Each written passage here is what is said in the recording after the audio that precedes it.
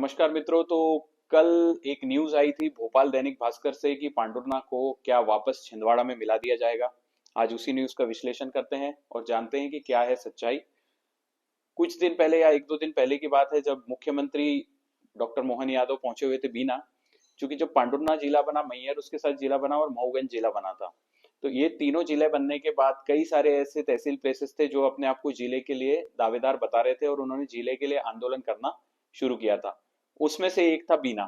अब बीना चूंकि सागर जिले में आता है और बीना से सागर की जो दूरी है लगभग लगभग 100 किलोमीटर की है।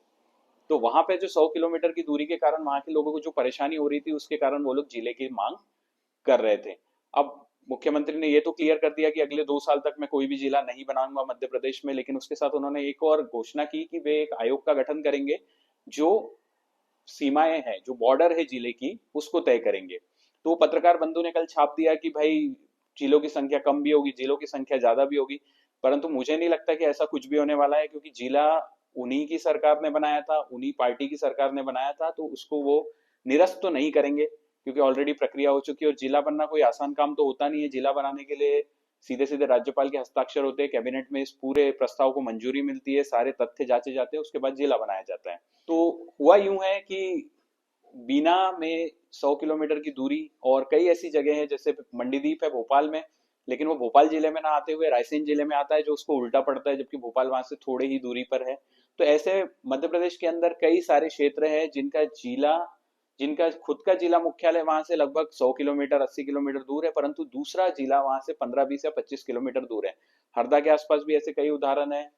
तो इन सब की प्रशासनिक जो समस्याएं है वो बढ़ जाती है, क्योंकि वहां के लोगों को काफी लंबा सफर तय करना पड़ता है जिला मुख्यालय पे अपने कार्य को संपन्न करने के लिए। मंत्री का आशय बस इतना था कि जो लोगों को परेशानी हो रही है मुख्यालय से दूर जाने के लिए, वो समाप्त की जाए। हाँ, पांडुरना में केवल दो ही तहसीलें आती है, पांडुरना और सौसर। तो एक दैनिक भास्कर में एक प्रश्न ये भी आया था कि भाई ऐसा हुआ तो भाई क्यों ऐसा हो रहा है। तो उसमें उत्तर ये लिखा हुआ था कि जैसे पांडुरना के पास सालबर्डी है या प्रभात पट्टन है, वहां से वो दोनों प्लेसेस जो है वो बैतूल जिले में आते हैं। तो वहां से बैतूल की दूरी ज्यादा है, समय समय ज्यादा लगता है, परंतु पांडुरना की दूरी कम है। तो कुल मिला के परिप्रेक्ष्य ऐसा है कि जो मुख्यालय जिला मुख्यालय से दूर हो रहे हैं पास में करने की योजना कुल मिला के मुख्यमंत्री की है और ऐसा आयोग गठन करेंगे। अब इसको किस किस लोगों ने परिसीमन आयोग कह दिया, पर परिसीमन आयोग बहुत अलग होता है। जो डिलिमिटेशन कमेटी होती है वो जनरली इलेक्शंस, असेंबली इलेक्शंस और पार्लियामेंट्री इलेक्शन की सीट्स तय करती है। दूसरे परिप्रेक्ष्य में बात करते हैं तो अगर ऐसा हुआ कि इस कमेटी ने पैसे, तो वैसे ये कमेटी बहुत दूर है, क्योंकि साल 2 साल वो कमेटी को या उससे भी ज्यादा लंबा समय लगेगा इस कमेटी को रिसर्च करने में और इस कमेटी को अपनी रिपोर्ट प्रस्तुत करने में। उसके बाद ये कमेटी की रिपोर्ट जाएगी सीधे सीधे आपके कैबिनेट के पास, कैबिनेट इस पर मंजूरी देगी तो राज्यपाल के सिग्नेचर होंगे और फिर पूरे के पूरे नए सीमांकन जिलों के होंगे। तो इसमें काफी लंबी प्रक्रिया है, इतने जल्दी कुछ नहीं होने वाला है। तब तक के लिए जो भी यहाँ पे पॉलिटिशियंस काम कर रहे हैं पांडुरना के अंदर, उनको चाहिए कि जिला मुख्यालय के जो भी ऑफिसेस, अभी बहुत सारे ऑफिसेस यहाँ बने नहीं है, ना तो यहाँ जिला शिक्षा अधिकारी आया है, ना तो यहाँ पर जिला चिकित्सा अधिकारी आया है, ना तो यहाँ आरटीओ आया है, और बहुत से ऐसे अधिकारी है जो यहाँ पर आए नहीं है। तो उसकी बहाली जल्दी से जल्दी किया जाए और जिला कलेक्टर का निर्माण जल्दी से जल्दी किया जाए।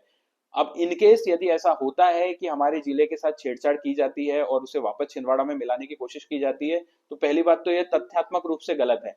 क्योंकि डॉक्टर मोहन यादव ने बीना में जो कहा वो ये था कि बीना से सागर की जो दूरी है वो 100 किलोमीटर की है, तो 100 किलोमीटर की दूरी कम करने के लिए उनका जिला मुख्यालय परिवर्तित करेंगे। फिर जब उनको 100 किलोमीटर दूर लग रहा है, तो पांडुरना से छिंदवाड़ा क्या 10 20 किलोमीटर है या 50 किलोमीटर है। हम पहले ही त्रस्त थे, क्योंकि हमको 3 घंटा जाने में और 3 घंटा आने में लगते थे। और वहां पर यदि बाबू हम लोगों को सिग्नेचर नहीं दे या बोल दे कि कल आना, आज हम छुट्टी पे हैं, तो हमारा दिन बर्बाद होता था, समय बर्बाद होता था। तो उसी चक्कर में हम लोगों ने इससे मांग की थी कि पांडुरना जिला बने, और पांडुरना जिला बना भी।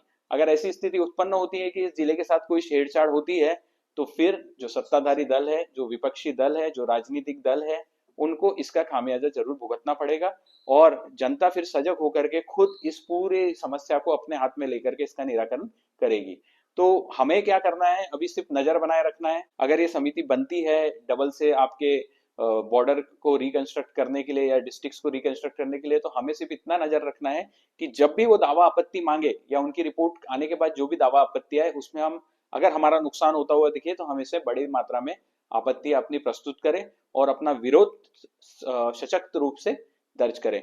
आशा करता हूँ आप लोगों को ये चीजें और ये एनालिसिस कुछ हद तक समझ में आया होगा। बाकी हम लोग तो नजर बनाए रखे हुए, आप भी इस पूरे प्रकरण पे नजर बनाए रखिए। और मेरी विनती है खासकर राजनीतिक दलों से जो सत्ता में है कि वे अपना एक्शन इस पर ले। अगर ऐसा कुछ प्लान हो रहा है तो जा करके अपने पार्टियों में विरोध करें, जा करके अपने पार्टी फोरम पे इसका विरोध करें कि पांडुरना। और अगर आप इसी प्रकार सुषुप्त बैठे रहेंगे तो समस्याएं बढ़ेगी और ये आपके भविष्य के लिए भी अच्छा नहीं है। धन्यवाद।